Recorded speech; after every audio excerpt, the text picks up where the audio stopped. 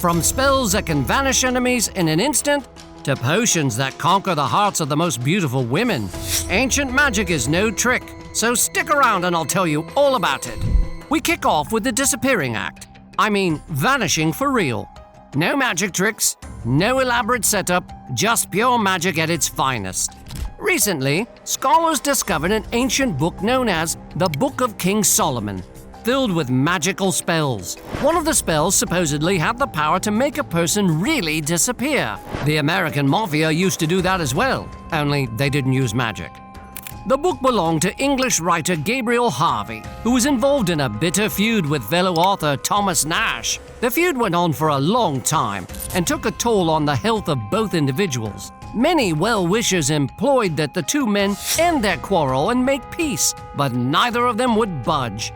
Ultimately, Harvey lost the feud to his nemesis Nash, and out of shame disappeared from public life, never to be heard of or seen again. Now you might imagine he simply adopted a private life, but the people who would visit his private home on occasions never found him there either. He wasn't seen at the market square, nor did he ever visit a relative.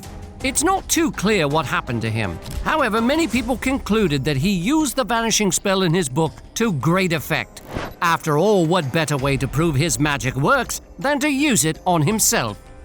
While Harvey's book could make one invisible, there was another book whose words could turn one into a lion, an actual real one. No, not like this one. Stored far away in the British Library, the Ethiopian Book of Prayers is home to several pictures and incantations that were believed to ward off evil. The book, written in the mysterious ancient Ethiopian language of Ge'ez, contained Harry Potter-esque spells that could transform a person into a lion. All you had to do was read the prayers, write them down on a silk cloth, and tie them around your head, and you'll transform into a real live ferocious beast, or at best a teenage mutant ninja turtle. Can I vouch for the book's acclaimed magical powers? No. However, if you are indeed considering it, I issue a warning. One must take special care when attempting to use magic, or you can put yourself at serious risk. See what I mean? The very same caution should also include love spells. And since we're talking about the subject of love, let's dive a little deeper into the history, shall we? Love spells and potions have been with us since Adam. Some are intriguing, while others are downright ridiculous, just like the spells of ancient Greece. According to an ancient Greek manual on magic, you'll need a doll, bronze pins, and a sadistic imagination to cast a love spell. Yes, I know this sounds eerily similar to voodoo, but trust me, nobody's getting hurt. Unless, of course, you're the doll in question. So, to make the lady of your dreams literally fall head over heels in love with you, first, find some clay and mold two dolls, one male and the other female. Design the male figurine to look like Apollo. Now, in all honesty, I don't know how Apollo looks. However, remember, Google is your friend, or ChatGTP. Using one of those should only take you a second or two. Now, as for the female doll, you could choose Jasmine or Maleficent as your inspiration. It's your fantasy, so it's really up to you. But whatever you do, make sure that you design her kneeling in front of the male, or the magic won't work. And here comes the sadistic part. Mold the two figurines in such a way that the male would appear to be chopping off the female head. I don't know the exact reason for this because, commonsensically, to my mind, shouldn't the dolls at least be made to be engaging in some sort of act of love? But beheading? Seriously? All right. Well, for the sake of curiosity, let's press on. Now, as if the beheading didn't depict enough cruelty, you'll also have to pierce the female doll with bronze pins while mentioning the part of the body that you are perforating. When you feel you've done enough harm to the doll, you can move on to the final phase, which involves writing a brief letter to Pluto. No, not that Pluto. No, Pluto, the god of the underworld. The letter, which is written on a sheet made from lead, should detail whatever you want Pluto to do to the love of your life. However, I can't help but wonder though, shouldn't the letter be addressed to Aphrodite, the goddess of love? Oh well, what can you expect from a civilization that had 1,001 uses for poo? Fortunately, we know what we can expect from you, which is a like for our video and a tap on the subscribe button if we've not charmed you into doing so already.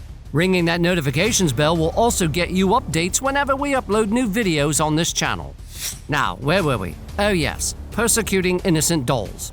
Now, if that doesn't make the girl of your dreams fall in love with you, you can always try love potions. But the preparation is sort of complicated, so pay attention closely. First, you need to catch a scarab, which is a type of beetle, and then soak it in donkey milk for 4 days. After the 4 days have elapsed, take it out and cut it in half. Mix the left half of the scarab with myrrh and saffron and tie it to your right hand. No, your right hand, not the left. Now, cut the nails on your right hand and right foot and place them together in a cup. Are you writing this down? Good. Next, add 9 apple seeds and your urine and stir the mixture with a stick. Remember to stir clockwise for faster results. Stirring anti-clockwise, you'll have to wait forever and a day for the lady to fall madly in love with you. Now that the mixture was done, it was time for the most difficult part of the magic routine: convincing your lady to drink that concoction. Now, if she were sick, it would be much easier because you could tell her the story of how you climbed the tallest mountain and fought the 3-headed beast just to get the only medicine that could cure her malady. But if she was as healthy as a horse, well, Godspeed then. Now, however, to win chariot races in ancient Greece, you didn't always require speed. Magic could also do the trick. All you had to do was simply call on all the major gods you could think of, and then read out the spell that begs them to slow your opponents down and help you win. However, you've got to exercise some caution. Ancient Greeks were very superstitious and always looked out for athletes using magic, the same way anti-doping officials prowl sporting events today. If somehow they're able to detect that your opponent is under a hex, then you can kiss the competition goodbye. Of course, sadly, the opponent you hexed would be declared the undisputed winner, which of course is no fun. So much for using magic. See, cheaters never prosper. However, I do wonder how they were able to tell whether an athlete was under a spell or not. Do you have any idea? If so, tell me all about it in the comments section. I'd love to read your mind. I'd love to read your thoughts. Whatever, you get the picture. In the meantime, I have compiled a list of the most interesting reasons ancient Romans didn't like ugly women. So click on this video here to check it out, and I'll see you there. And until next time, thanks ever so much for watching.